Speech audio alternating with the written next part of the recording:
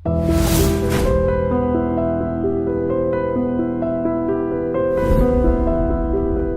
ఇది అన్ఎక్స్పెక్టెడ్ అంటే పూర్తిగా మీరు ఎక్కడ ఇట్లా ఇండికేషన్ కూడా రాలేదు మీకు? ఎక్స్పెక్ట్ చేయలేదు అసలు మాకు ఇండికేషన్ అంటే. కాకపోతే ఏమంటే కొంచెం ఈ మధ్యలో అంటే మేము టైం అడుగుతూ ఉన్నాం అసలు ఇవ్వకపోవడము అట్లా అట్లా కొంచెము అన్నది, కానీ మామూలుగా ఏదో వాళ్ళకి బిజీలో ఉండొచ్చులే అట్లా అని అనుకున్నాము. పర్టికులర్గా మనల్ని టార్గెట్ చేస్తున్నారు అనే అనుమానం మాత్రం ఎక్కడా కూడా మాకు రాలేదు. అందుకని మేము బాగా నమ్మాము అసలు చెప్పాలంటే. అంటే టార్గెట్ చేస్తున్నారు అని ఎట్లా కన్క్లూడ్ చేసుకున్నారు? అంటే ఇది కేవలం మీ పేరు అనౌన్స్ చేయలేదు, జరిగిన పరిణామం అది. అంటే మొత్తము మాకు ఫోన్ చేయడము, టికెట్ గురించి అడగడము, కేటీఆర్ గారు 2 అడిగారు కదా, మరి 2 వీలు పడదని చెప్పమన్నారు సారు. ఒక భూపాలపల్లి మాత్రం కుదరదు, ఈస్ట్లో పెట్టుకోమన్నారు. మళ్ళీ మీరు ఎట్లా మీ పాపని ఎంటర్ చేయాలనుకుంటున్నారు కాబట్టి ఒకవేళ అవసరమైతే నేను డ్రాప్ అయినా చేస్తాను అనేటువంటి మాట కూడా మీరు అన్నారు కదా, మరి అది కూడా ఆలోచించుకోమన్నారు. ఇవన్నీ అడిగారు. అంటే 1 డే ఆలోచించుకొని మా ఫ్యామిలీతో కూర్చొని ఆలోచించుకొని చెప్తాను అన్నాను. మర్నాడు అంటే 45 మినిట్స్ తర్వాత మళ్ళీ ఫోన్ చేశాడు చెప్పమని. అంటే ఇంకా ఈయన లేరు, మా హస్బెండ్ లేరు, వరంగల్ నుంచి వస్తున్నారు, వచ్చాక మాట్లాడుకుంటామన్నారు. సరే రేపు చెప్పండి అక్క అని పెట్టేశాడు. తెల్లారి మాకు ఫోన్ చేయడానికి కుదరలేదు. మర్నాడు ఎట్లాగో వీళ్ళు క్యాబినెట్ సమావేశం ఉంది, నేను సీఎం గారు అట్లాగో కొన్ని పనులు పెండింగ్ ఉన్నాయి, వెళ్దాం వీలుంటే చేయించుకుందామని అక్కడికి వెళ్ళాను. వెళ్ళి ఆయన ఉన్నాడేమో అని చూస్తే లేడన్నట్టు. ఇంకెట్లాగో లేడు, మళ్ళీ ఇన్ఫర్మేషన్ ఇవ్వకపోతే బాగోదని ఫోన్ చేసి మాట్లాడాను తనతోటి. సరే అమ్మ వరంగల్ ఈస్ట్ ఫైనల్ కదా అన్నట్టు. ఫైనల్ అని అన్నాను. మీరా మీ పాప అని అడిగారు. ఇదంతా ఎప్పుడు? ఆ రోజే అదే మన అనౌన్స్ చేసే రోజే. మళ్ళీ మనకు ఇది గవర్నమెంట్ కూడా వీళ్ళు విత్డ్రా చేసుకున్నారు కదా, అది అది ఆ రోజే క్యాబినెట్ అయిపోయింది. క్యాబినెట్కి కాకముందే ఇంకా ఆయన వస్తాడు అనే వెళ్ళాను నేను. ఇంకా అప్పటికి ఆయన రాలే, మిగతా వాళ్ళందరూ వచ్చారు. నేను ఫోన్ చేస్తే ఫోన్ ఎత్తాడు. అయితే పాప మీరా కన్ఫర్మ్ అంటే నేనే అన్నా కన్ఫర్మ్ చేసేయమని చెప్పండి. సరే అక్క చెప్తానన్నారు. ఇంకా అది మనం చెప్పేసినట్టే కదా, ఇప్పుడు మన సైడ్ నుంచి ఏం ఆబ్జెక్షన్ లేదు. మళ్ళీ ఇంత లోపల ఆయన లోపలికి కూడా వచ్చాడు. లోపలికి వచ్చినప్పుడు కూడా మళ్ళీ ఇట్లా కలిసాడు కానీ నమస్తే పెట్టాను. ఇక ఆయన బిజీగా పైకి వెళ్ళిపోయినాడు. తర్వాత వాళ్ళది క్యాబినెట్ మీటింగ్ అయిపోయింది. సీఎం గారు గవర్నర్ దగ్గరికి వచ్చి మళ్ళీ ఇంటికి వెళ్ళిపోయాడు డైరెక్ట్ సీఎం గారు. వెళ్ళిన తర్వాత ఒక 3-4 కడియం శ్రీహరి, పల్లా రెడ్డి వాళ్ళు ఎవరెవరినో పిలుచుకున్నారు ఈ టికెట్ల డిస్కషన్ కోసము. పిలుచుకున్న తర్వాత ఒక 10-15 నిమిషాలకి కేటీఆర్ గారు వెళ్ళారు. వెళ్తున్నప్పుడు నేను లేచి మాట్లాడబోతే మళ్ళీ వస్తా అనుకుంటే వెళ్ళిపోయినారు. అంటే దాటేసినట్టు అనిపించిందా? అట్లనే కాదు, మామూలుగా అందరినీ కూడా అట్లాగే అనేసి వెళ్ళిపోయినారు. అంటే ఆయన పిలిచారు కాబట్టి త్వరగా వెళ్ళిపోతున్నారు. ఇక సరే అని కూర్చున్నాక మళ్ళీ మా హస్బెండ్ కూడా ఫోన్ చేసి ఒక మాట చెప్పినామా అని అడిగారు ఇక్కడ నుంచి. అంటే చెప్పాను అని చెప్పాను. మళ్ళీ ఎందుకైనా మంచిది మళ్ళీ ఒకసారి చెప్పు అని అన్నారు అన్నట్టు. సరే అని చెప్పేసి సీఎం గారి దగ్గర ఉన్నారు కదా అని ఈయనకు ఫోన్ చేస్తే ఈయన ఫోన్ ఆఫ్ ఉంది. వాళ్ళ పిఏను అడిగాను. ఆయన ఏమన్నాడు, లోపల ఉన్నారక్క మరి మాట్లాడించమంటారంటే పర్లేదు సంతోష్ లోపల ఉన్నాడా అని అడిగాను. అంటే సంతోష్ లోపలే ఉన్నాడక్క అంటే నేను సంతోష్కి కాల్ చేస్తాలే అని చెప్పాను. సంతోష్కి కాల్ చేశాను. ఆయన కట్ చేస్తూ ఉంటే నాకు పక్కనే ఉన్నాడని డౌట్ వచ్చేసి నేను మెసేజ్ పెట్టాను. సంతోష్ ఇట్లా మా కేటీఆర్ అన్న ఫోన్ బంద్ ఉన్నది, ఒక మాట ఇన్ఫర్మేషన్ ఇచ్చేసేయి, వరంగల్లో ఈస్ట్ నా పేపర్ ఫైనల్ చేయమని చెప్పేసేయమని డిక్లేర్ చేయమని చెప్పు అని చెప్పి ఓకే అక్క అని ఆయన రిప్లై ఇచ్చాడు. ఇక అసలు నాకు ఎక్కడ డౌట్ ఎట్లా వస్తుంది, మనకు ఫోన్ చేయకపోతేనో లేకపోతే మనకు టికెట్ గురించి అడగకపోతేనో అట్లా డౌట్ వస్తుంది. అన్ని విధాలుగా మాట్లాడినాక ఇంకా డౌట్ ఎక్కడి నుంచి వస్తుంది? మరి ఒకటేదో 1 of the 2 రైట్ అయి ఉండాలి. ఒకటి వాళ్ళకి ముందే ఇవ్వకూడదని తెలుసు అయితే మళ్ళీ మరి ఎందుకు ఈ మధ్యలో ఈ మంతనాలు? అందుకే కదా నమ్మించినట్టే అనిపించింది నాకు. మనకి ఎటువంటి డౌట్ రాకుండా నమ్మించినట్టే అయితే అక్కడ ఏమన్నాడంటే సంతోష్కి ఫోన్ చేసినప్పుడు అక్క నిన్న మీ టికెట్ గురించి అడిగితే మళ్ళీ ఫోన్ చేస్తా అని చేయలేదట మీరు అని ఒక మాట అన్నాడు. అంటే నేను ఎట్లాగే ఇక్కడికి వస్తున్నా కదా ఇక్కడ చెప్పేద్దామని నేను ఫోన్ చేయలేదు అని అన్నట్టు. అంటే అప్పుడు బహుశా టికెట్స్ డిస్కషన్ వచ్చి ఉంటుంది, అప్పుడు కానీ అడిగి ఉంటారు మరి చేసిండ్రా ఫోను అంటే అప్పుడు ఏమని చెప్పాడు మరి చేయలేదు రిప్లై లేదు. వాళ్ళ దగ్గర రిప్లై ఉన్నా లేకున్నా మళ్ళీ అట్లీస్ట్ ఒక మాట కన్ఫర్మ్ చేసుకోవాలి కదా, ఏమో మళ్ళీ మీరు రిప్లై చేయలేదు, మళ్ళీ మేము ఇట్లా ఫైనల్ చేస్తున్నాం టికెట్స్ మరి మీరు డిసైడ్ చేసుకున్నారా అని కాల్ చేయాలి కదా.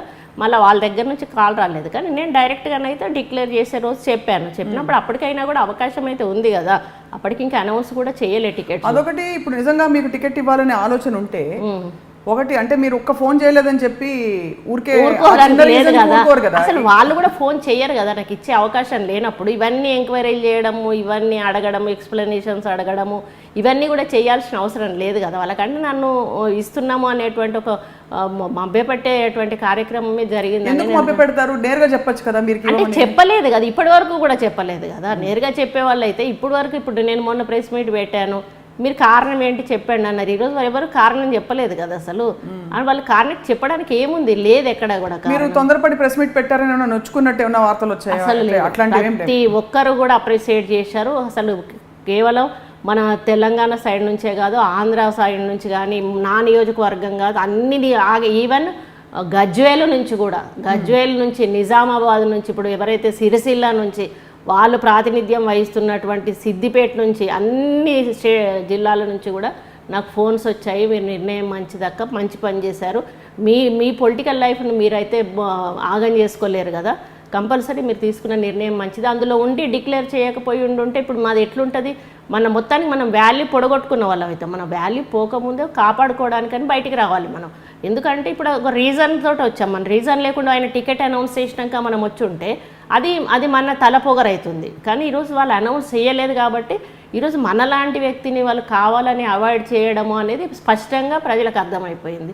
అందుకని ఈరోజు ప్రతి ఒక్కరు కూడా అప్రిషియేట్ చేశారు. మీరు ఒక మాట అన్నారు మొన్న, పొమ్మన లేక పొగబెట్టారు. అంతే కదా, పొమ్మన లేక అంటే నన్ను నెక్స్ట్ క్యాబినెట్ వస్తుంది, క్యాబినెట్లో కంపల్సరీగా కేటీఆర్ గారిని, అంటే ఎంపీ ఎలక్షన్ల వరకు అయితే కేసీఆర్ గారు ఉంటారు ముఖ్యమంత్రి, ఆ తర్వాత ఎంపీ ఎలక్షన్స్ కేసీఆర్ గారు వెళ్తారు, కేటీఆర్ గారిని ముఖ్యమంత్రిని చేస్తారు.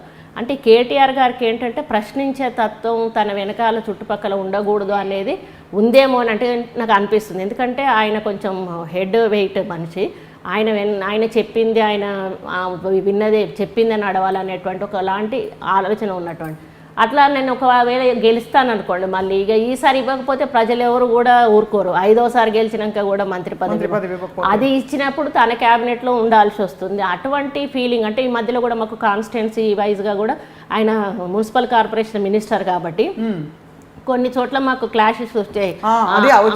ఎందుకంటే ఒక్క కుండా సురేఖ గారి మీద వచ్చాయి కాబట్టి నా మెంటాలిటీ ఆయనకి ఎక్స్పోజ్ అయింది. లేకపోతే నాకు అసలు నాకు ఏ మధ్యలో ఎక్కడ కూడా మాటలు లేవు. మామూలుగా ఒక ఇష్యూలో మాకు వరంగల్ ఈస్ట్ లో ఓసిటీ అనేటువంటిది ప్లేస్ ఉంటుంది. ఆ ప్లేస్ ఓపెన్ ప్లేస్ అన్నట్టు, అక్కడ ప్రతిసారి కూడా దసరా ఉత్సవం కూడా ప్లేస్, అది దసరా ఉత్సవాలు అవన్నీ కూడా పెద్ద ఎత్తున జరుగుతాయి. అసలు అక్కడ వేరే ఓపెన్ ప్లేస్ అంటూ వరంగల్ ఏరియాలో లేనే లేదు. దాన్ని వీళ్ళు ఏం చేశారంటే కూడా చైర్మన్ గారు మేము ఆక్షన్ పెడతాము అని చెప్పి పెట్టారు. మా హస్బెండ్ ఉండి అది ఆక్షన్ పెడితే ఎట్లా, అసలు ప్లేసే లేకుండా అయిపోతుంది అని చెప్పి అంటే ఆయన ఏం చెప్పాడు, ఇక్కడికి వచ్చేసి ఈయనకి మమ్మల్ని బెదిరిస్తున్నారు మురళి గారు, అమ్మకుండా మళ్ళీ వాళ్ళ మధ్యలో ఒక ప్రైవేట్ ల్యాండ్ ఉంది, ఆ ల్యాండ్తో పాటు ఈ ల్యాండ్ అంతా ఆక్రమించుకోవడానికి వాళ్ళు అది కుట్ర చేస్తూ ఉన్నారు అని చెప్పి అట్లా ఈయనని ఫీడ్ చేశాడు అన్నట్టు. ఫీడ్ చేసినాక నేను మామూలుగా ఫోన్లు ఎత్తారు, వీళ్ళు ఫోన్లలో మాట్లాడారు ఇట్లాంటి ఇష్యూస్. అయితే ఒకసారి అసెంబ్లీలోనే కలిసినప్పుడు నేను పక్కన పోయి కూర్చున్నా, నేనే వెళ్ళి కూర్చున్నా, చెప్పండి అక్క అని అన్నాడు. అంటే ఏం లేదు అని అంటే ఆ ల్యాండ్ ఇష్యూనేనా అని అన్నాడు. అంటే అవును అని అన్నా. లేదు అదే మాకు కలెక్టర్ గారికి చెప్పేసి ఓపెన్ యాక్షన్ పెట్టేయమని స్ట్రిక్ట్గా ఇన్స్ట్రక్షన్స్ ఇచ్చేశాడు. ఇస్తే నేను కలెక్టర్ గారికి ఎన్నిసార్లు ఫోన్ చేసినా కూడా లేదమ్మా మినిస్టర్ గారు పర్ఫెక్ట్ అంటే దాని మీద చాలా ఇంట్రెస్టెడ్గా ఉన్నారు, కంపల్సరీ చేయాల్సిందే అంటే నేను మాట్లాడతానులేండి అని. ఇక్కడ ఎట్లా అసెంబ్లీ నడుస్తుంది, పక్కన కూర్చోగానే ఏమన్నారంటే అసలు ఎందుకు ఆపాలి, దేనికోసం ఆపాలి, ఆపాల్సిన అవసరం ఏమున్నది, ఆపడానికి అంత మీకేమో ఇంట్రెస్ట్ అని అట్లే అసలు మామూలుగా ఒక ఎమ్మెల్యేతో మాట్లాడే పద్ధతిగా మాట్లాడలేదు ఆయన. మాట్లాడేసి అసలు నా కనీసం నా నుంచి మళ్ళీ ఏం రిప్లై వస్తుంది అది కూడా వినకుండా టక్కుమని లేచి వెళ్ళిపోయి తన ప్లేస్లో కూర్చున్నాడు. అసలు నేను చాలా హర్ట్ అయ్యా ఆ రోజు. హర్ట్ అయినాక తర్వాత మళ్ళీ మర్నాడు ఏం చేశానంటే అసలు నేను కావాలని వెళ్ళి పక్కన కూర్చున్నాను. కూర్చొని నేను అన్నాను, ఏంటన్నా ఇది కరెక్ట్ అనిపిస్తుందా మీకు, అసలు మీరు ఏం తెలుసుకొని మీరు నన్ను ఆ విధంగా మాట్లాడాల్సి వచ్చింది, జరిగిన విషయం ఏంటి, వాళ్ళు ఏం ఫీడ్బ్యాక్ ఇచ్చారు, మీరు వాస్తవాలు తెలుసుకున్నారు, అసలు అక్కడ మీరు అనుకుంటున్నారు మేము కబ్జా పెట్టడానికి ఇట్లా అది చేసి ఉంటామని మీరు అనుకుంటున్నారు, కానీ ఎవరైతే ఆ మధ్యలో ఉన్నటువంటి వ్యక్తి ఉన్నాడో ఆ వ్యక్తి ప్రైవేట్ అతన్ని మేము పోలీస్ స్టేషన్లో పెట్టించాము. ఆయన చుట్టుపక్కల ల్యాండ్ ఆక్రమించుకోవడానికి ట్రై చేస్తే మేము పోలీస్ స్టేషన్లో పెట్టించాము 2 సార్లు. మీరు కావాలంటే తెలుసుకోండి, ఆ ల్యాండ్ను కాపాడడానికి మేము ప్రయత్నం చేస్తూ ఉంటే మీరు ఈ విధంగా చెప్పడం అయితే కరెక్ట్ కాదన్న. ఇంకొకటి అన్నాను, మీరు ఎదిగే లీడరు మీరు ఈ విధంగా ఎవరో చెప్పిన మాటలు పట్టుకొని ఒక సీనియర్ ఎమ్మెల్యేని ఒక లేడీని పట్టుకొని మీరు ఈ విధంగా మాట్లాడడం కరెక్ట్ కాదు. నిన్న మీ బిహేవియర్ నాకు నచ్చలేదు, నేను చాలా హర్ట్ అయ్యాను. ఇక ముందైనా కూడా ఇట్లాంటివి చేసేటప్పుడు కొంచెం వెనుక ముందు తెలుసుకొని మంచి చెడు తెలుసుకొని మాట్లాడండి అన్న అని అక్కడ ఒకటి అన్న. అదొకటి. తర్వాత మళ్ళీ మా కాన్స్టిట్యున్సీలో మామూలుగా డెవలప్మెంటల్ వర్క్స్ ఏమన్నా ఉంటే పెట్టండి పెద్ద ఎత్తున అని చెప్పేసి కలెక్టర్ గారు ఫోన్ వచ్చిందట. పెడదాం మేడం అంటే సరే అని చెప్పేసి నేనే హైదరాబాదు తెలంగాణ భవన్కి వెళ్ళి ఆయనతో టైం తీసుకున్నాను. అక్కడ వయసులో ఎవరో కలుస్తున్నారు, ఆయన ప్రోగ్రామ్ ఉందని వాళ్ళ పిఏ చెప్తే నేను డైరెక్ట్ అక్కడికి వెళ్ళిపోయాను. అక్కడ టైం ఇచ్చాడు, 1/2 అవర్ 45 మినిట్స్ కూర్చున్నాము.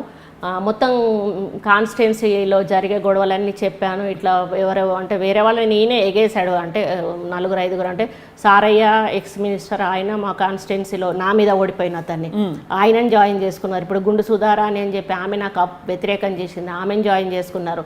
ఇక ఇప్పుడు మేయర్ని బాగా ఎంకరేజ్ చేసి మేయర్ కూడా ఆయన ఇష్టం ఉన్నట్టుగా బయటకు వచ్చి స్టేట్మెంట్స్ ఇవ్వడం, అట్లా నాకే టికెట్ ఇస్తా అన్నాడు కేటీఆర్ అని ఇట్లా చెప్పుకోవడం జరుగుతుంటే నేను స్ట్రైట్గా అడిగా, మరి ఇట్లా జరుగుతుందన్న మీ పేరు చెప్తున్నారు అంటే నా పేరు చెప్తే మాత్రం పెద్దసారి వింటాడా అక్క, నేను చెప్తే ఇస్తారా అని అన్నాడు. మరి అట్లాంటప్పుడు ఆయన వాళ్ళని పిలిచి కనీసం కన్విన్స్ చేయాలి కదా. ఇదంతా పోనీ కానీ భూపాలపల్లి విషయం చెప్పండి, అసలు భూపాలపల్లి ఏం జరుగుతుంది అని అన్నాడు. ఏం జరుగుతుందన్న అక్కడైతే ఆయన గెలవడం అనంట. సారు కొంచెం నారాజు ఉన్నాడు, మీరు ఎక్కడో స్టేట్మెంట్ ఇచ్చారట ఇట్లా ఓడిపోతారని చెప్పేసి మన ఎమ్మెల్యే గారే ఇట్లా అనడం కరెక్ట్ కాదు కదా అని అన్నారు. అంటే ఇట్లా ప్రెస్ వాళ్ళు అడిగారన్న, మరి ఇట్లా ఆయనకు తగ్గిపోయింది అంటే వాస్తవం ఉన్నది చెప్పినా వాళ్ళ పిల్లల మీద ఇట్లా వ్యతిరేకత ఉంది, అది ఆయన మీద ఎఫెక్ట్ పడుతుందని చెప్పానన్న. అంటే ఇంకా ముందు వెళ్ళకండి అట్లా అంటే సరే మంచిది నాదేముంది అక్క అన్న, కాకపోతే మా క్యాడర్ని అక్కడ ఇబ్బంది పెడుతున్నారు, మా క్యాడర్ని కేసులు పెట్టిస్తున్నారు, కొట్టుతున్నారు. అంటే స్థానికంగా జరగబోయే ఎన్నికల్లో ఓడిపోతారని చెప్పారు మీరు? అదే లేదు, అంటే ఆయనే ఎమ్మెల్యే సీట్లోనే ఆయన గెలవడం కష్టం అనేటువంటి మాట ప్రెస్ వాళ్ళు అడిగితే చెప్పాను నేను. అది నచ్చలేదు, చెప్పకూడదు కదా అని అన్నారు సీఎం గారు అని అన్నారు. అన్నట్టు అన్నాక నేనన్నా ఇట్లా జరిగిందన్న, ఆయనను గెలిపించింది మురళి గారు ప్రచారం చేసి, మన వాళ్ళను ఎవరైతే ఆయన వెనక తిరిగి గెలిపించారో వాళ్ళందరినీ మురళి మనుషులని ముద్ర వేయడము, కొట్టడము, పోలీస్ స్టేషన్లలో పెట్టడము, కేసులు పెట్టడము ఇట్లాంటివి చేస్తున్నప్పుడు వాళ్ళు బాధపడుతుంటే మేము ఎట్లా చూస్తూ ఊరుకుంటామన్నా, మా క్యాడర్ని మేము కాపాడుకోవాలి, అందుకనే మేము ఉన్నామనేటువంటి ధైర్యాన్ని ఇవ్వడానికి మేము వెళ్తున్నాము అని అంటే ఇవన్నీ ఇట్లా జరుగుతున్నాయో ఇవన్నీ సార్కి తెలియదు కావచ్చు అని అన్నాడు. అంటే ఇప్పుడు మీకు చెప్తున్నాను కదన్నా, ఇవన్నీ సార్ దృష్టికి తీసుకెళ్ళండి, మాకేం ఇంట్రెస్ట్ లేదు, కానీ వాళ్ళందరినీ ఆయన అట్లా ఇబ్బంది పెట్టడం అయితే కరెక్ట్ కాదు కదా అన్న. అదొకటి. మళ్ళీ మొన్న ఒకటి ధర్నా చౌక్ మనకి ఇక్కడ ముస్లిమ్స్ ఒకటి ఇక్బాల్ మినార్ గురించి ఒకటి గొడవ అయింది వరంగల్లో. ఇదంతా ఇప్పుడు అనిపిస్తుందండి ఇవన్నీ రిమైండ్ చేసుకుంటాను అంటే ఆయన కారణాలు ఏంటి అంటే ఇవన్నీ కూడా మనసులో పడుంటాయేమో అని నాకు అనిపిస్తుంది. కానీ నాకు ఒక డౌట్ అడుగుతాను చూడండి, ఇప్పుడు ఒకవేళ నిజంగానే మీరు ఎక్కడ మళ్ళీ గెలిస్తే ఈసారి మీకు మంత్రి పదవి ఇచ్చి మళ్ళీ మీరు ఒక స్ట్రాంగ్ ఫోర్స్గా తయారయ్యి క్లాషెస్ వస్తాయని వాళ్ళు ఫీల్ అయితే కేటీఆర్ గారి ద్వారానే మీకు ఎందుకు ఆ మాట కబురు అంపుతారు? భూపాలపల్లి ఓకేనా, అదోకేనా, ఇదోకేనా? ఆయన కబురు అంపలేదు, నేను వెళ్ళి కలవడానికి అంటే కరెక్టే, అది కరెక్టే. వేరే వాళ్ళు చేయించదు కదా, ఊరికే మొదలు పెట్టాలంటే ఆయనే వాడుకుని చేయరు కదా. సో ఇది ఆలోచించారా? ఒకవేళ గ్యాప్ వచ్చిందేమో, మిస్అండర్స్టాండింగ్ వచ్చిందేమో, అట్లాంటి ఏమీ ఆలోచన రాలేదు. ఎందుకంటే అందరికి ఆయనే చేస్తున్నాడు, ప్రతి ఒక్కరికి ఆయనే చేస్తున్నాడు, ప్రతి నియోజకవర్గం నుంచి ఆయనే పిలుచుకుంటున్నాడు. వేరే మా వరంగల్లోనే డోర్నకల్ నియోజకవర్గంలో ముగ్గురు అంటే రెడ్డి నాయక్ గారు వాళ్ళ కూతురు సత్యవతి, వీళ్ళ ముగ్గురిని కూడా పిలుచుకొని కూర్చోబెట్టి సముదాయించారంట. అదే నేను అనుకున్నా, మరి వాళ్ళని సముదాయించినప్పుడు నా నియోజకవర్గంలో సమస్య చెప్పినప్పుడు నా నియోజకవర్గం కూడా సముదాయించి చెప్పాలి కదా. ఒక ఫోన్లో చెప్పేసేసి నువ్వు వచ్చి టికెట్ తీసుకొని వెళ్ళిపోనంటే అది ఎంతవరకు బాగుంటుంది? నేను అదే సంతోష్ తోటి ఫోన్లో ఆ రోజు కూడా అంతకుముందు అంటే వెనక రెండోసారి చేసేదానికంటే ముందు సంతోష్తో మాట్లాడా. సంతోష్ ఇట్లా అంటే ఫోన్ చేయలేదు అంటున్నావు నువ్వు, అసలు అది చేసే పద్ధతి కరెక్ట్ కాదు కదా. నేను ఒక సీనియర్ ఎమ్మెల్యేను, నా దగ్గర ఈ ప్రాబ్లం ఉంది, ఇట్లా జరుగుతుంది అని పదే చెప్పినప్పుడు అందరినీ కూర్చోబెట్టి ఒక మాట చెప్పకుండా నలుగురిని 4 దిక్కులా ఎగేసి నన్ను నించోబెట్టి ఓడించి నా పరువు తీయడానికి అని చేస్తున్నారు. ఎందుకు చేస్తున్నారు నాకు అర్థం కావట్లేదు అని చెప్పి కొంచెం నేను డిస్కస్ చేశాను. అది కూడా చెప్పుంటాడు ఈయన, సంతోష్ చెప్పుంటాడు. ఇంకా ఇవన్నీ వాళ్ళు అదొకటి వాళ్ళకి మనసులో అంటే ఏంటంటే ఇక వాళ్ళకి ఎత్తేయాలనిపించింది, ఎత్తేసే టైంకి ఇవన్నీ కారణాలు. మంచి పలుకుబడి ఉన్న దంపతులు ఇద్దరు ఆ ఏరియాలో, మాకు గెలిచే వాళ్ళు కావాలని ప్రతి పార్టీ అనుకోవడం సహజం, కానీ మీరు గెలిచే వాళ్ళని ఎందుకు వదులుకుంటారు 4 సార్లు? ఒకటి ఏంటంటే లాస్ట్ టైము గెలుపు కోసమని నన్ను మమ్మల్ని బ్రతిమలాడి ఇప్పుడు బయట స్టేట్మెంట్ వాళ్ళతో ఏమి ఇస్తున్నారంటే మేము వాళ్ళని బ్రతిమలాడామని. మేము బ్రతిమలాడితే పర్కాల కోసం బ్రతిమలాడుకుంటాం కానీ వరంగల్ ఈస్ట్ కోసం బ్రతిమలాడుకోం కదా. మాకు 30 ఏళ్ళ నుంచి మేము ఎంటున్న నియోజకవర్గం కోసం ఎత్తుకుంటాం కానీ కొత్త నియోజకవర్గం కోసం మేము ఎందుకు ఎత్తుకుంటాం. ఈరోజు వాళ్ళు పిలిచి కొత్త నియోజకవర్గంలో నిలబెట్టడానికి మమ్మల్ని పిలిచారు. ఎందుకు మీరు గెలుస్తారని అక్కడ మాజీ మంత్రి ఉన్నాడు, ఆయన ఓడగొట్టాలంటే మీరు మాత్రమే ఓడగొట్టగలరు అని చెప్పేసి నించోబెట్టి మేము లోపలికి ఆయన దగ్గరికి మాట్లాడడానికి వెళ్ళినప్పుడు కూడా ఒక ½ అన్ అవర్ కూడా డిస్కషన్ చేసాము. వద్దన్నా మేము వదిలిపెట్టలేమన్నా అంటే కూడా లేదమ్మా మీరు ఇక్కడే నించోండి, మీకు అక్కడ ఏమి ఇబ్బంది లేకుండా నేను చూసుకుంటా అని అన్నీ మాట్లాడాడు ఆయన. అక్కడ నించోబెట్టారు. ఇప్పుడు ఏంటంటే వాళ్ళకు బాగా కాన్ఫిడెన్స్ వచ్చింది, ఎవరున్నా ఎవరు లేకపోయినా కూడా మేము బాగా సీట్లు 100 సీట్ల పైన గెలుచుకుంటాం కాబట్టి ఈ మొక్కది పోకే మాకేం నష్టం ఉంది అనేటువంటి ఒక ఫీలింగ్ వాళ్ళకి వచ్చి ఉంటుందని నేను అనుకుంటా ఉన్నాను. అందుకే మమ్మల్ని దూరం చేసుకోవడానికి సిద్ధపడ్డారు కాబట్టి ప్రకటించలేదు. అంతే అంతే అంతే. కానీ ఇంతవరకు ఏమి వాళ్ళ వైపు నుంచి ఎందుకమ్మా ఇట్లా చేశారు? రేపు ప్రెస్ మీట్ అని స్క్రోలింగ్ వస్తున్నప్పుడు వెయిట్ చేశాను, పొద్దున్న ఫోన్ వస్తుందని వెయిట్ చేశాను. మర్చిపోయాను 105 లిస్ట్ అవుట్ అయినాక కూడా నేను ముగ్గురికి ఫోన్ చేశాను. కేటీఆర్కి చేశాను, ఎత్తలే, ఎవరు ముగ్గురు ఎత్తలే. సంతోష్ ఎత్తలే, కేటీఆర్ ఎత్తలే, హరీష్ రావు ఎత్తలే. ముగ్గురు కూడా ఫోన్ కూడా ఎత్తలేదు అని అంటే ఇంకా మనం ఏమనుకుంటాము. అంటే ఎత్తకపోయినా రివర్స్ అన్న పోనీ ఏదైనా బిజీలో ఉండి ఎత్తకపోయినా మళ్ళీ తర్వాత అన్న చేస్తారు కదా, చేయాలి కదా. ముగ్గురు ఒక్కరన్నా చేయాలి కదా, ఎవరన్నా ఒకరన్నా చేయలే. సో చాలా మొత్తం మీద చాలా భంగపడ్డారు మీరు. అంటే అంతే కదా. మీరు ఎప్పుడు అంటే మీరు పదవి కోసం తాపత్రయపడుతున్నారని అడగను, ఎందుకంటే మీరు గతంలో పదవి వదులుకున్న సందర్భాలు ఉన్నాయి. అది కాదు, ఈసారి కూడా 5 ఏళ్ళు మంత్రి పదవి అయిపోయిన ఒక దగ్గర ఎక్కడన్నా మాట్లాడానా నేను? ఈసారి అది కూడా రాబోతున్నాను. కానీ అంతకంటే ముందు మీ తదుపరి కార్యాచరణ సిద్ధం చేసుకుని మీరు బయటకు వచ్చారా? బయటకు వచ్చాక సిద్ధం చేసుకుంటున్నారా? ఎవరెవరు? అంటే లాస్ట్ టైం కూడా మాకు అట్లనే జరిగింది. ఇండిపెండెంట్ గా వేద్దాం అనుకున్నప్పుడే వీళ్ళు పిలిచారు. ఈసారి ఈ పార్టీలోంచే వేద్దాం అనుకున్న టికెట్ ఇచ్చి ఉంటే నోకొస్తాను అసలు మీరు ఇప్పుడు ఇది డిస్కషన్ అంతా ఇదంతా ఉండేది కాదు. కానీ వాళ్ళు రిజెక్ట్ చేశారు కాబట్టి ఈరోజు మేము బయటికి రావాలి. ఎంత రాకపోతే అది మాకు ఆత్మాభిమానం దెబ్బతిన్నట్టే. ఇప్పుడు మేము మమ్మల్ని అవమానపరిచినా కూడా అక్కడ ఉండడము అనేది చాలా ఇబ్బందికరమైనటువంటి విషయం. మొదలు రాజకీయాల్లో మనల్ని మనం గౌరవంగా ఉంచుకోవాల్సిన అవసరం ఉంది. అందుకని బయటకు వచ్చి ఇప్పుడు లెటర్ అయితే వచ్చామో రేపు మళ్ళీ ఒక బహిరంగ లేఖ రాయబోతున్నాము. ఇప్పటివరకు మాకు పార్టీ నుంచి సమాధానం రాలేదు. నేను వేసిన ఏ క్వశ్చన్కు కూడా వాళ్ళ దగ్గర ఆన్సర్ లేదు.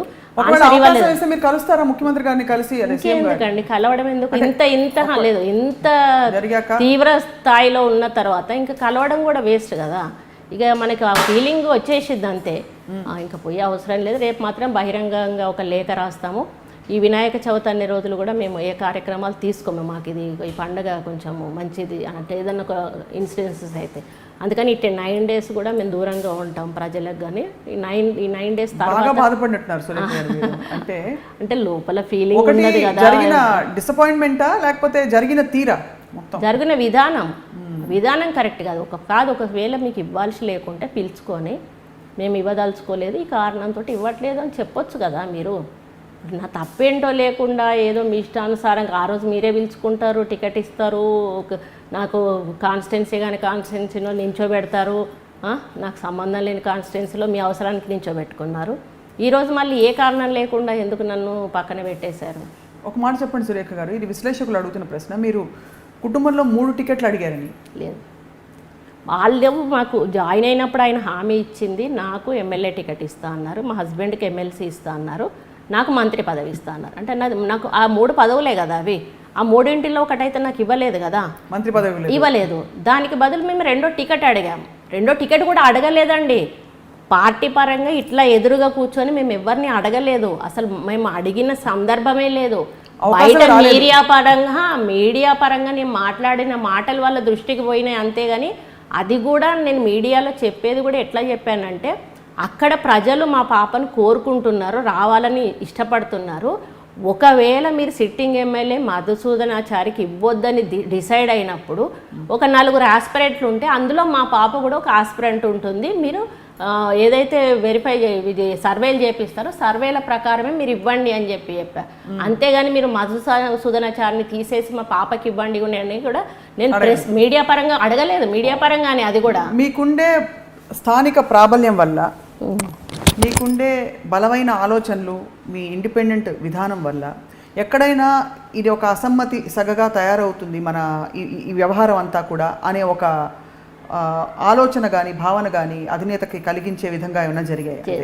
లేదు. అంటే వీళ్ళది ఇండిపెండెంట్ గా ఇంకొక వేరు కుంపటి అవడానికి అన్ని ఎట్లా చేస్తాం? వేరు కుంపటి ఇప్పుడు వేరు కుంపటి చేయాలంటే ఒక లీడర్షిప్ ఉండాలి. వాళ్ళ ఫ్యామిలీ అంతా కలిసే ఉన్నాక మేము వేరు కుంపటి పెట్టి వేరే వాళ్ళని ఎట్లా తీసుకెళ్తాం?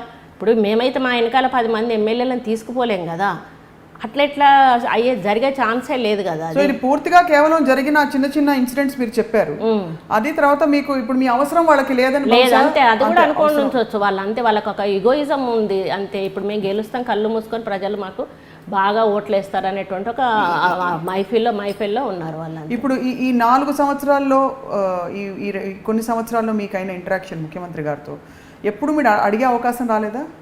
అడగలే అసలు మంత్రి పదవి గురించి కానీ, అంటే అసలు అవకాశం వచ్చిందా? అడగలే అసలు. నేను ఎప్పుడూ అడగలే. ఆయనే 1-2 సందర్భాల్లో అన్నాడు, ఎప్పుడన్నా కూర్చొని ఎప్పుడన్నా అనుకోకుండా కలిసి కూర్చున్నప్పుడు, ఇస్తా అమ్మా ఇస్తా, నీకు తప్పకుండా న్యాయం చేస్తా అట్లా అన్నాడు. పర్లేదన్నా అని అట్లా అనేవి వదిలేసేవాళ్ళం, కానీ మీరు ఎందుకు ఇవ్వరు అనేది పట్టుబట్టినటువంటి సందర్భం అయితే లేదు. ఎట్లా ఉండేది ఆయనతో వ్యవహార శైలి అంతే మొత్తం? అంటే ఆయన మంచిగా ఉండేవారా లేకపోతే? బాగానే ఉండేవారు. కలిస్తే బాగానే మాట్లాడేవారు, కలవడమే కష్టం అంతే. కలిసారంటే ఎంతసేపు అయినా కూడా కూర్చునే వాళ్ళు, మాట్లాడేవాళ్ళు. మేము ఒక్కరం కాదు, 10 మంది కూర్చున్నా కూడా 10 మందిని గంట కానీ 2 గంటలు కానీ కూర్చోబెట్టి మాట్లాడుతూనే ఉండేవాళ్ళు. అట్లా అని మీరు ఎందుకున్నారు లేండి వెళ్ళిపోండి అట్లా మాట్లాడడం అనేది ఏం లేదు, కానీ కలవడమే కొంచెం కష్టంగా ఉండేది ఆయన. ఇంత పెద్ద అంటే ఒక సంచలనంగా ఏర్పడిన తెలంగాణ రాష్ట్ర సమితి వీళ్ళ ప్రభుత్వం ఎక్కడ మహిళల జాడ లేకపోగా మీ వంటి బలమైన మహిళ ఉండి కూడా ఎందుకు నాకు ఇవ్వట్లేదనే ఆలోచన మీకు కలిగి ఉంటుంది కదా, ఎందువల్ల అని మీ అంచనా, మీ అనాలిసిస్ ఏంటి చెప్పండి? అంటే నాకు తెలిసినంత వరకు రేపు అంటే మంత్రివర్గ ప్రమాణ స్వీకారం అనంగా నైటు మా జిల్లా వాళ్ళందరూ కూడా వెళ్ళి మా మీద ఏదో కొంచెం అంటే చెప్పితే ఆపారనేది తెలుసు. కానీ మేము జాయిన్ అయ్యే రోజు కూడా చెప్పాము, అన్న మా మీద ఇట్లా వ్యతిరేకత చెప్పేవాళ్ళు చాలామంది ఉంటారు, అది దయచేసి నమ్మకండి. రాజశేఖర రెడ్డి గారి దగ్గర కూడా అదే పనిగా చెప్పేవాళ్ళు. అంటే లేదమ్మా అట్లాంటిది నమ్మం. తర్వాత చాలా రోజుల తర్వాత మేము అసలు వెళ్ళడం మానేస్తే మళ్ళీ ఒక రోజు ఎప్పుడో పిలిపించుకున్నారు, ఒక 1 ఇయర్కి అట్లా మంత్రివర్గం అయిపోయినాక. అప్పుడు కూర్చోబెట్టుకొని చెప్పారన్నట్టు, ఇట్లా జరిగింది, తప్పు జరిగింది, ఏదో ఒకటి న్యాయం చేస్తాలేండి అని అట్లా చెప్పారు. అంతే తప్పితే మేము ఎప్పుడు కూడా మళ్ళీ ఎందుకు చేయలేదు అనేటువంటి మాట అడగలేదు. చైర్మన్ తీసుకోమన్నారు, ఏదన్నా తీసుకోమంటే స్టేట్ చైర్మన్ అంటే నాకు అవసరం లేదు, వద్దు అని చెప్పాను, నాకు ఇంట్రెస్ట్ లేదని చెప్పాను. అంటే అది ఇది అయ్యే వరకు అది తీసుకోండి అన్నట్టుగా ఏదైనా చేసే వరకు, మళ్ళీ అది ఇచ్చినాక మనకు ఇది ఇచ్చేసాం కదా అని అంటారు, అది అవుతుంది కాదు. దాంతో మనకు వచ్చేది కూడా ఎక్స్పెక్ట్ చేశారు మీరు, అంటే ఏ మంత్రి పదవి ఇస్తే బాగుండేదని మీరు, అంటే సమర్థవంతంగా మీరు నిర్వర్తించడానికి అట్లా ఏమన్నా? నాకు ఏది ఇచ్చినా కూడా నేను చేయగలను. మంత్రి పదవి చేశారు. అవును, నాకు అట్లేం లేదు. నాకు సబ్జెక్ట్ ఏదైనా కూడా త్వరగా నేను గ్రహించగలుగుతాను, ఏదైనా కూడా నేను వాటి మీద నిర్ణయాలు కూడా తీసుకోగలుగుతాను. నాకు అంత పవర్ ఉందనేది నాకైతే విశ్వాసం. సో ఇంత జరుగుతున్న క్రమంలో మీ వారు మురళి గారు మీకు ఏం సలహా ఇచ్చారు? ఎలా మీకు అంటే ముఖ్యంగా ఈ ఎపిసోడ్లో మా ఆయనను బాగా అప్రిషియేట్ చేయాలి. ఎందుకంటే మా ఆయన మామూలుగా చాలా ఇట్లాంటి వాటిలలో వెంటనే డిసప్పాయింట్ అవ్వడం కానీ, కొంచెము ఇరిటేట్ అవ్వడం కానీ అట్లాంటివి చేస్తూ ఉంటారు. ఈ పార్టీలో ఉన్నాం కాబట్టి 4 సంవత్సరాలు కూడా ఆయన అసలు ఏమాత్రం కూడా ఆవేశానికి లోను కాకుండా చాలా ప్రశాంతంగా ఏమీ మాట్లాడకుండా ఉన్నటువంటి వ్యక్తిగా ఉండిపోయినాడు. అది కొంతమందికి ఎదుటి వాళ్ళకు కూడా అసలు కొండమురళి ఇంకోసారిలాగా మారిపోయాడు అనేటువంటి ఫీల్ని కలిగించే విధంగా ఆయన ఉన్నాడు నిజంగా చెప్పాలంటే. అది కూడా కొంత మాకు మైనస్ అయింది, ఎందుకంటే ఆయన హార్ష్గా ఉండడం అట్లా ఉన్నప్పుడే ఆయనకు ఒకలాంటి పేరు అట్లా ఉండేది. కానీ వరంగల్కి వచ్చిన తర్వాత ఇప్పుడు అంటే ఇట్లాంటి వాళ్ళు ఎదురుగా మాట్లాడడానికి కూడా అమ్మో ఈయన గురించి మాట్లాడాలా అని అటువంటి కొంచెం ఆలోచించేవాళ్ళు. కానీ ఇప్పుడు ఎవరు పడితే వాళ్ళు కూడా మాట్లాడేటువంటి అవకాశం ఈ పార్టీ చేయబట్టి వచ్చింది. అంటే అంటే మనమేం మాట్లాడతలేం కదా, మనం ఏది పడితే అది మాట్లాడి ఉంటే వాళ్ళకు కొంత భయం ఉంటుంది. మనం మాట్లాడమే మానేసాం కదా, మాట్లాడడం మానేసిన వాళ్ళకి ఎదుటి వాళ్ళకి అవకాశం ఇచ్చినట్టు. అంటే బాగా క్వైట్ అయితే అయిపోయాం. చాలా మంది అడుగుతుంటే అవును నవ్వి ఊరుకునేదాన్ని. ఏం చెప్తాం, ఈ పరిస్థితి అంతా మేము ఎక్స్ప్లెయిన్ చేయలేం కదా, మనకు స్వాతంత్రం లేదనేది చెప్పలేం కదా. ఆంక్షలు అయితే ఉండేవి, ఆంక్షలు అంటే వాళ్ళు వద్దు అనేవాళ్ళు కాదు, కానీ మాట్లాడితే ఏం జరుగుద్దో అనేటువంటి ఒక అభద్రతాభావం అంతే ఉంటుంది. అది మాత్రం పార్టీలో ఉందంటారు. అంతేగా.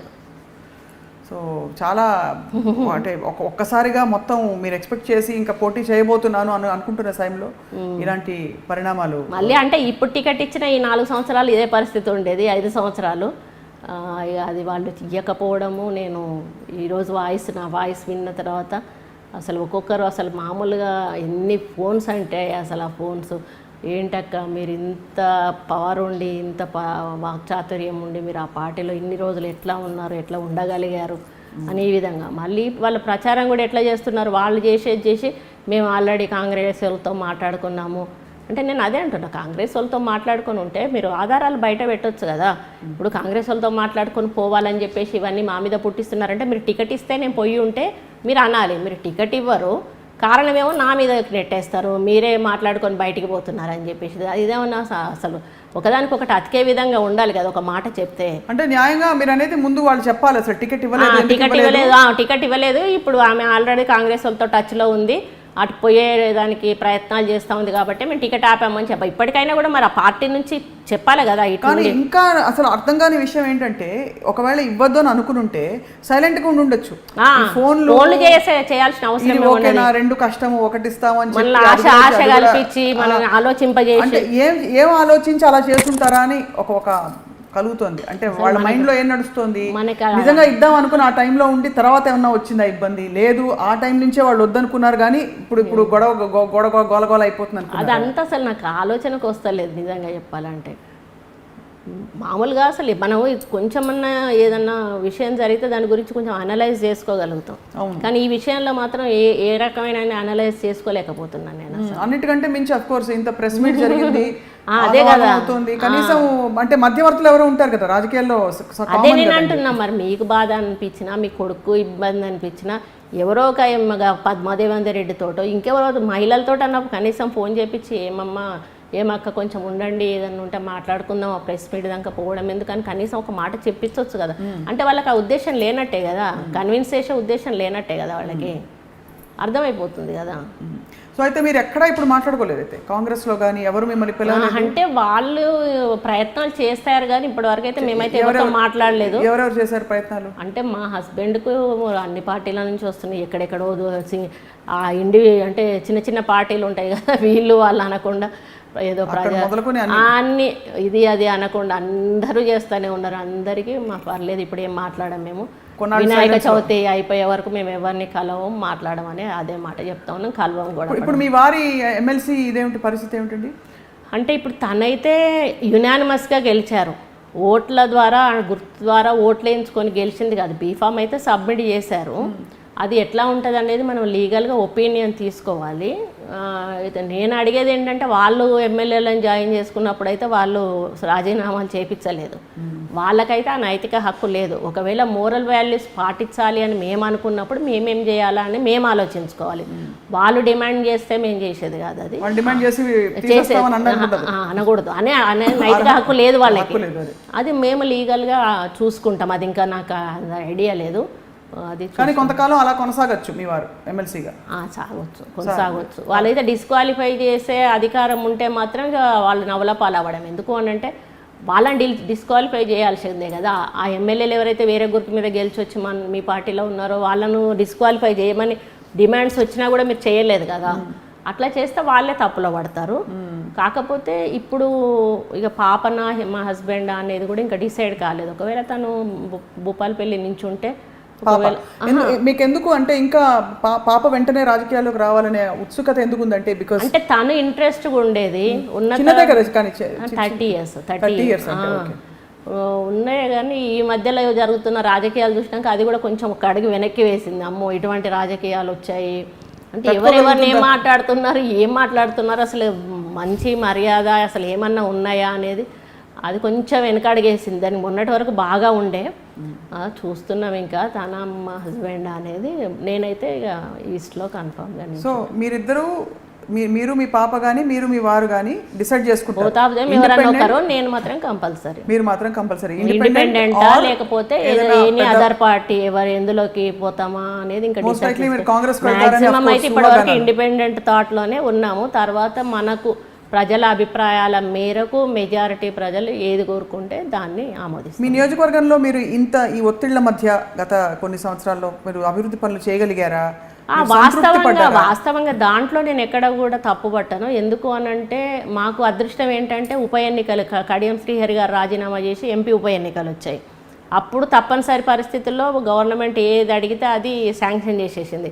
అప్పుడు నేను మ్యాక్సిమం వర్క్స్ చేసుకున్నాను. మళ్ళీ ఆటోమేటిక్గా ఇది వచ్చేసింది. ఇది ఇక్కడ కార్పొరేషన్ ఎలక్షన్స్ అయినప్పుడు మావి కూడా అయినాయి కదా, వరంగల్ కార్పొరేషను.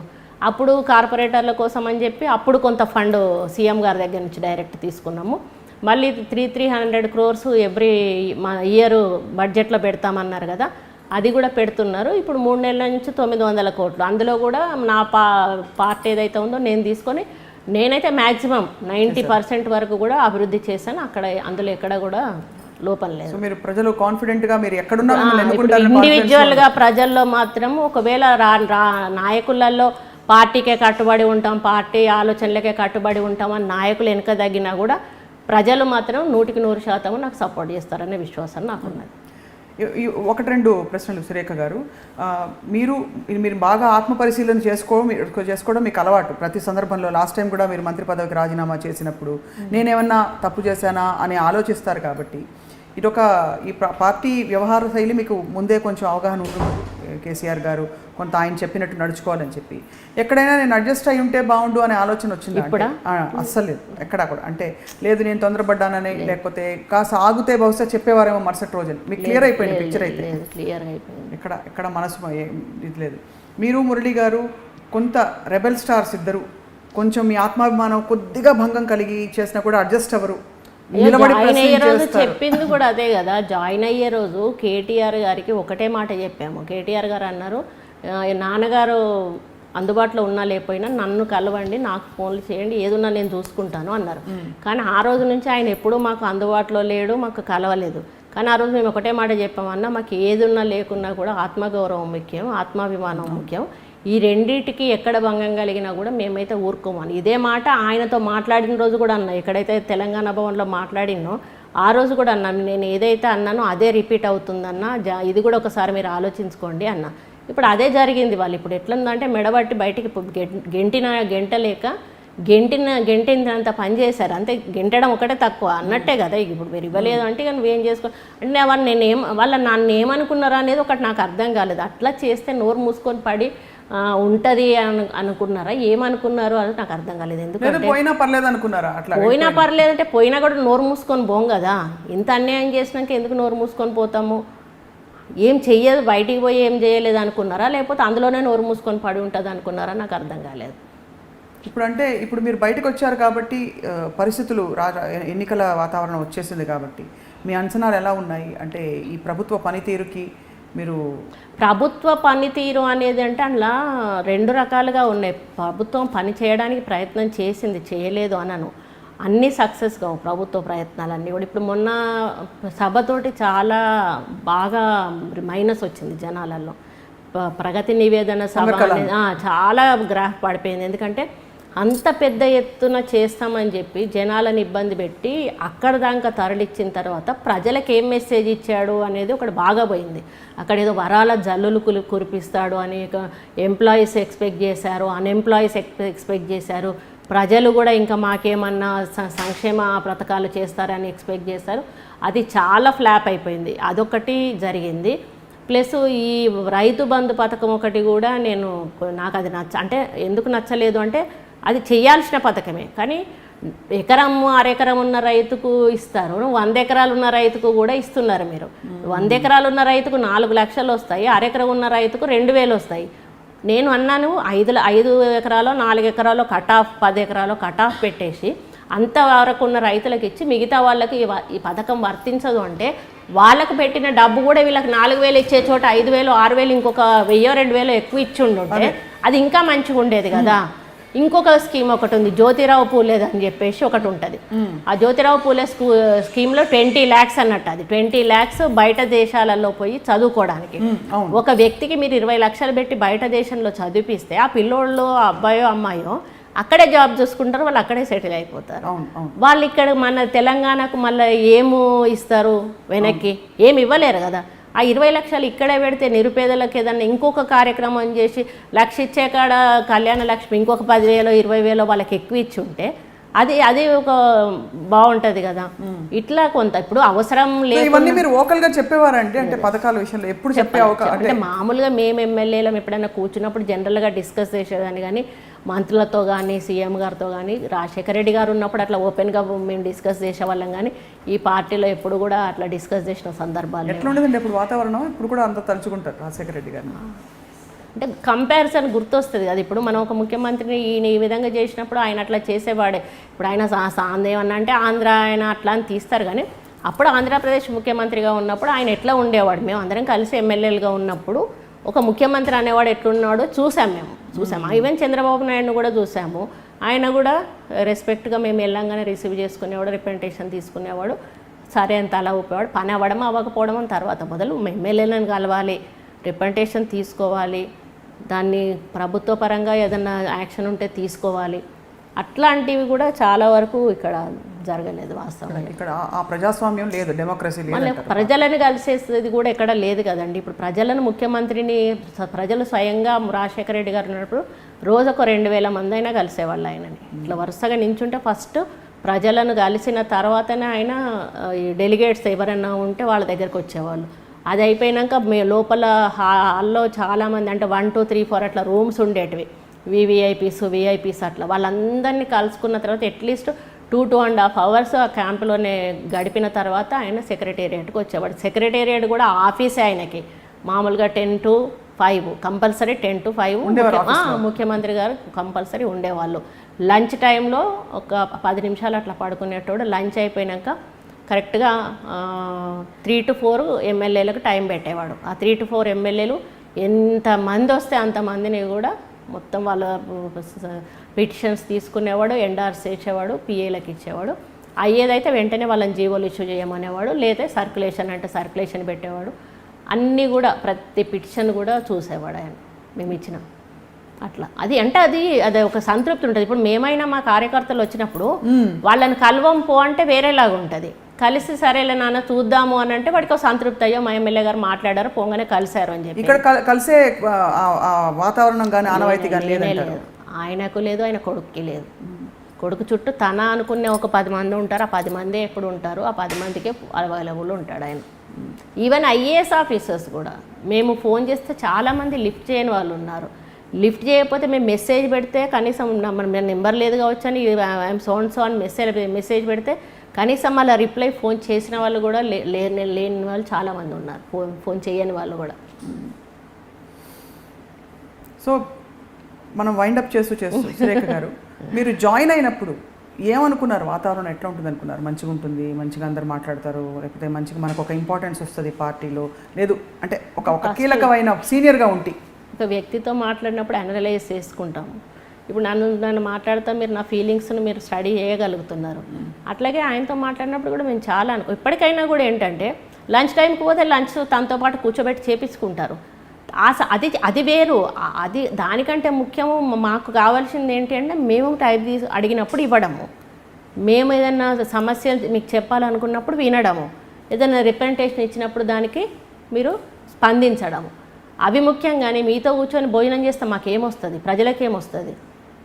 కానీ ఎంతమంది వస్తే అంతమందికి మధ్యాహ్నం భోజనం పెట్టిచ్చేస్తారు, అలవాటు ఉంది. కానీ అది మానుకొని ఇట్లాంటివి చేసుకుంటే బాగుండేది, ఇంకా కొంచెం దగ్గర అయ్యేవాళ్ళు ఎమ్మెల్యేలు.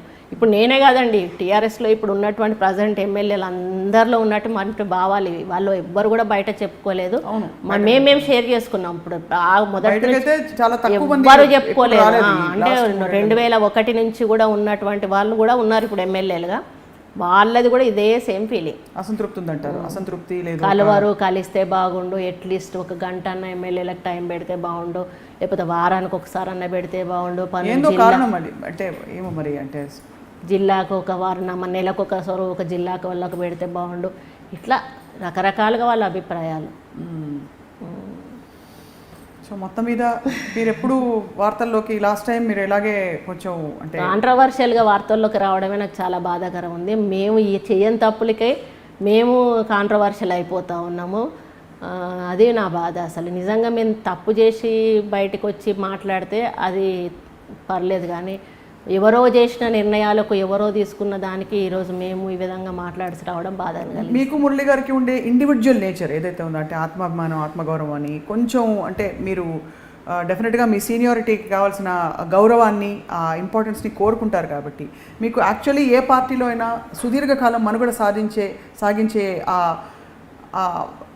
ఆప్షన్ బెటర్ అంటారా? మీరు ఇండిపెండెంట్గా ఉండడం బెటర్ అని ఎప్పుడైనా ఫీల్ అవుతారా? అంటే సహజంగా ఇండిపెండెంట్గా అంటే ఒకటి ఏంటంటే ప్రజలు అంత ఈజీగా మనల్ని అబ్జర్వ్ చేసుకోలేరు. వాళ్ళల్లో ఒక మెంటాలిటీ ఉంటుంది అన్నట్టు. అంతే ఈ పార్టీ అనేటువంటి మెంటాలిటీ ఉంటుంది. ఈ పార్టీ మీద కోపం వస్తే ఆ పార్టీకి వేస్తారు, ఆ పార్టీ మీద కోపం వస్తే. కానీ ఇండివిజువల్గా అనేది కంటిన్యూస్గా మనం ఇవ్వరం కూడా మన పొలిటికల్ లైఫ్ని అయితే మనం డీల్ చేయడం చాలా కష్టం. అది అందుకే ఏదో ఒక నిర్ణయం తీసుకోవాల్సి వస్తూ ఉంది. చూడాలి ఎలా ఏ పార్టీలో మీకు హారతి పళ్ళం పెట్టి పిలుస్తారు. సో ఇప్పుడు ఎవరైనా ఎదురుపడితే టీఆర్ఎస్ సభ్యులు మీ తోటి నాకు అట్లేం లేదండి, నేను అందరినీ కలిపిపోతాను. కేటీఆర్ గారు కనిపించిన పలకరించి అడుగుతారా? ఓపెన్ గా అడిగేస్తాను. ఎందుకు తప్పేముంది? అడగడంలో తప్పే ఉంది. అడిగే హక్కు నాకుంది. చెప్పాల్సిన బాధ్యత వాళ్ళకు ఉంది. లేదక్క మీరు తొందరపడ్డారు, కొంచెం ఆగేటుండే, ఏదో ఒకటి అవుతుండే, ముఖ్యమంత్రి గారు సీఎం గారు చేస్తామని అనుకున్నారు, మీరు తొందరపడి అదైనా ఎందుకు చెప్పలేదని అడుగుతుండే కదా. అడుగుతాను కదా, ఫోన్లు ఉన్నాయి కదా, ఫోన్లలో చెప్పొచ్చు కదా. మొత్తం మీద మీరు భంగపడ్డారు. పోరాటం మీ ఏమంటారు మీ జర్నీలో ఉంది కాబట్టి పోరాటాన్ని కొనసాగిస్తూ ఇప్పుడు మరొకసారి ఇంకొక గూటికి చేరబోతున్నారు. ఇంకొక గూటికి అనేది ఇంకా డిక్లేర్ కాలేదు. మళ్ళీ డిక్లేర్ అయినాక మాట్లాడుకుందాం. అప్పటి వరకైతే నేను I'm independent. Independent Konda Surekha గారు, కొండా మురళి గారు ఇండిపెండెంట్ దంపతులు. ప్రజలంటే ఇష్టం, మాస్ లీడర్స్గా, మంచి పేరున్న లీడర్స్గా. మాకు ఈ సమయం ఇచ్చి ఐ డ్రీమ్తో మాట్లాడినందుకు ధన్యవాదాలు సురేఖ గారు. నమస్కారం అండి.